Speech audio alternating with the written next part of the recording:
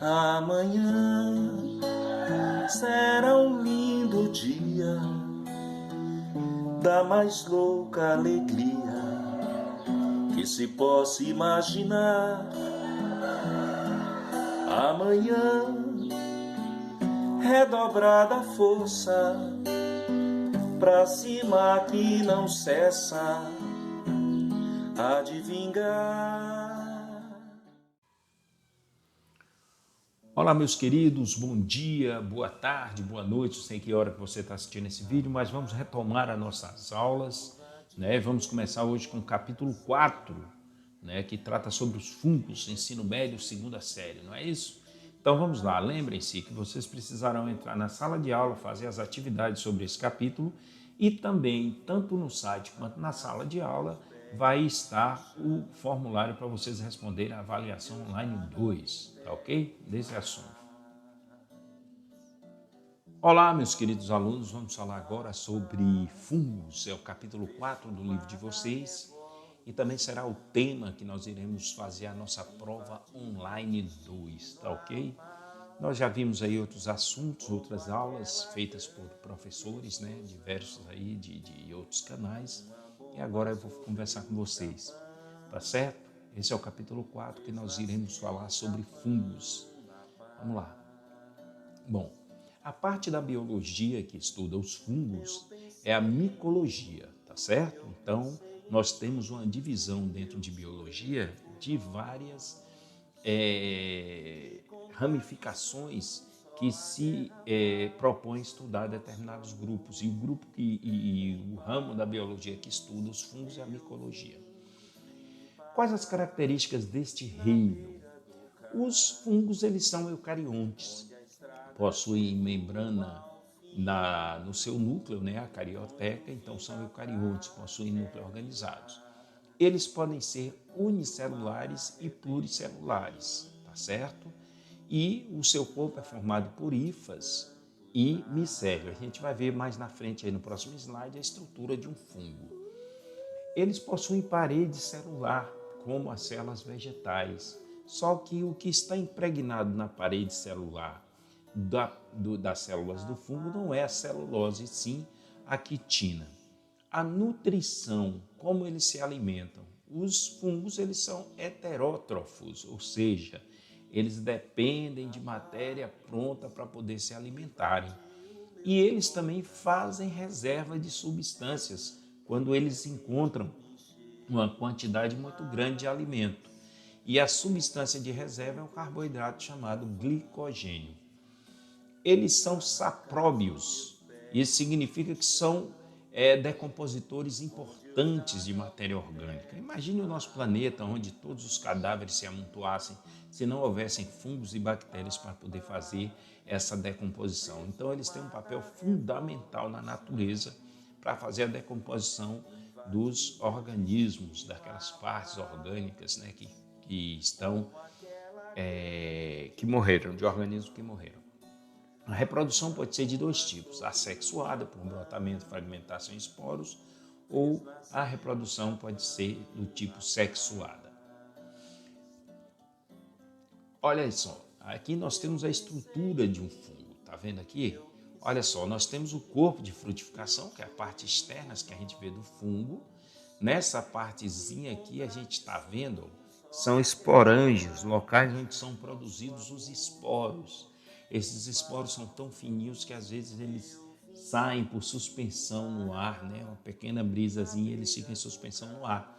Por isso quem tem alergia a fungos é justamente esses esporos que são liberados, né, no ar e a gente pega, acaba respirando e tendo essas rinite alérgica, essa coisa toda. As hifas, elas ficam aqui, ó, na matéria orgânica, se nutrindo e fazendo com que o corpo de frutificação cresça. E é onde vai ocorrer a reprodução, essa coisa toda. Vamos seguindo. Olha só aqui a reprodução de um fungo, né? O bolor preto do pão, Rhizopus stolonifer, né? Que é esse aqui o nome científico dele. Observe bem, como é que se dá esta reprodução? Nós temos os micélios ali, né, de baixo, tudo direitinho. E aí a gente tem o micélio, né, as hifas do micélio de um fungo, uma estirpe positiva, e temos de outra hifa, né? A hifa é o estirpe negativo. O que acontece? Olha só, o prolongamento dessas duas hifas de micélio geneticamente diferentes, elas crescem e se aproximam uma da outra. Observe que ambas são, olha, haploides, ou seja, tem a metade da carga genética. E aqui nós temos a aproximação dessas duas hifas, né? Elas se aproximam e aí você vai ter a conjugação dessas hifas que vão formar dois gametângios. Olha só, continua ainda haploides. A partir do momento que esses gametângios eles estão juntos, eles começam a se fundir. Até aqui a fase haploide, ou seja, tem a metade da carga genética. A partir do momento que os gametângios fundem-se, nós vamos ter agora zigosporângio, ou seja, a formação de zigotos aqui, com dois núcleos, ou seja, bem como os gametas no seu interior, formando-se o zigosporângio. Está vendo aqui? Vai se formar o zigosporângio, ocorre a fecundação aqui dentro do zigosporângio. Os zigósporos, eles têm dois N's, está vendo? Eles são diploides no interior do zigosporângio. E a partir do momento que acontece a fecundação, que nós temos células diploide, a gente começa a ter um processo de divisão celular chamado meiose. A meiose é a divisão das células em que a carga genética é dividida pela metade. Então, se eles eram dois N's, aqui eles vão passar a ser apenas um único N. O zigoto resultante desenvolve-se no interior do zigosporângio, que contém zigósporos, né? Sofreu a meiose e os zigósporos sofrem meiose, originando esporos sexuados haploides que são libertados do esporângio. Observe que o esporângio aqui, essa estruturazinha, vai liberar e mais uma vez, ó, encontrando condições no ambiente, vão se formar novos micélios e as suas hifas vão se encontrar e esse processo de reprodução vai acontecendo assim sucessivamente. Nós temos aqui a relação filogenética entre 4 grupos de fungos. Esse grupo de fungos aqui é um grupo bem antigo que nem entra na classificação e inclusive foi até classificado como um protozoário porque ele possuía esses pequenos flagelozinhos aqui de locomoção. Observe que o primeiro grupo de fungos aqui, ó, os zigomicotas, eles perdem esse flagelo, tá certo? E vão começar a formar os zigósporos aqui, que vai dar origem àquela reprodução, vai formar os poros, né? Os esporos que vão servir para a reprodução. Então, essa classe aqui que a gente falou, que são os fungos, né, que são flagelados, citridiomicetos. Esses são, na sua grande maioria, aquática, claro, né, se possuem flagelos, eles têm que estar no ambiente aquático, apresentam flagelos, sugerida a sua retirada do reino, né, por conta de parecer com o protozoário, a ausência de quitina, que é a principal, uma das características dos fungos, né, que precisa ter quitina na sua parede, e com celulose na parede, ou seja, não tem quitina e tem celulose, então está mais para a parte vegetal, alguma coisa desse tipo, do que para fungo mesmo. São saprofágicos e parasitas. Continuando, falamos dessa classe aqui, vamos para o zigomicota.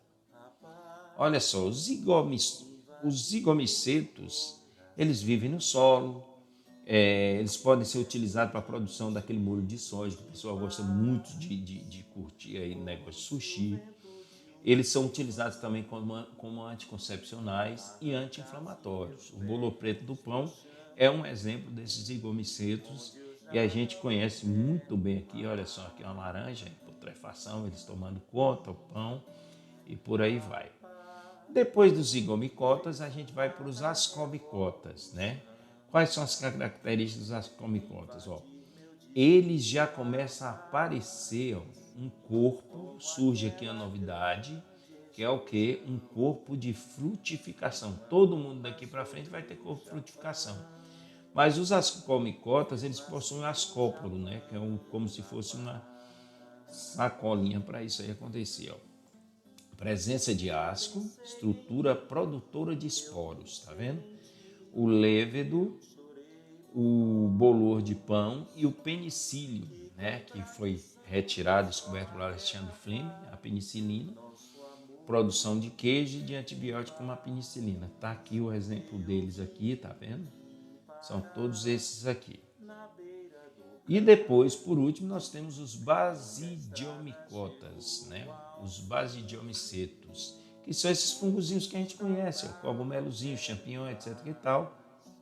Cogumelos, orelha de pau, que dá na madeira, podem ser comestíveis, alguns são venenosos, são tóxicos ou podem atacar vegetais e acabar matando esses vegetais. Mas não é só os vegetais que a gente vai ver que sofrem com o ataque dos fungos.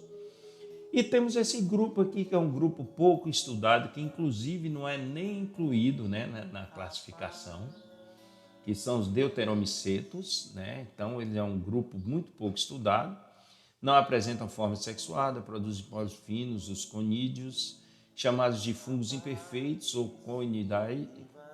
conidiais, alguns causam micose. Então é um grupo pouco estudado esse aqui. Bom, os fungos, eles às vezes, eles criam associações com outros seres vivos. Por exemplo, a associação de alguns fungos ascomicetos com bactérias, cianobactérias que fazem fotossíntese, formam um líquen. E aí você tem uma relação mutualística. Por quê? Porque o fungo ele vai ajudar a manter o local úmido, a absorver água. E por conta disso, por ele absorver água, a cianobactéria ou a alga vive nessa água, nessa umidade. E como ele é um ser produtor fotossintetizante, vai produzir o alimento e dividir com o fungo. E assim eles vivem esse tipo de relação, né, mutualística, onde um não prejudica o outro e ambos se ajudam.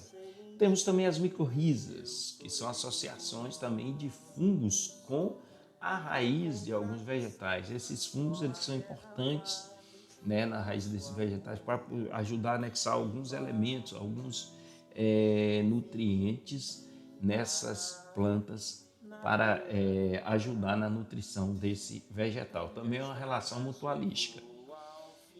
E aqui nós temos algumas doenças causadas por fungos. Olha para você ver nos seres humanos, nos vegetais. Aqui é aquele que a gente chama de impingem, ou pano branco. Tá vendo aqui como é que é? Isso é causado por um fungo. Aquela frieira, o pé de atleta também, que dá entre os dedos dos pés, também causado por fungo. A ferrugem que dá nas folhas das plantas também causadas por fungos. E aqui na boquinha, às vezes, do bebê ou de pessoas, nós temos aqui a famosa candidíase, né?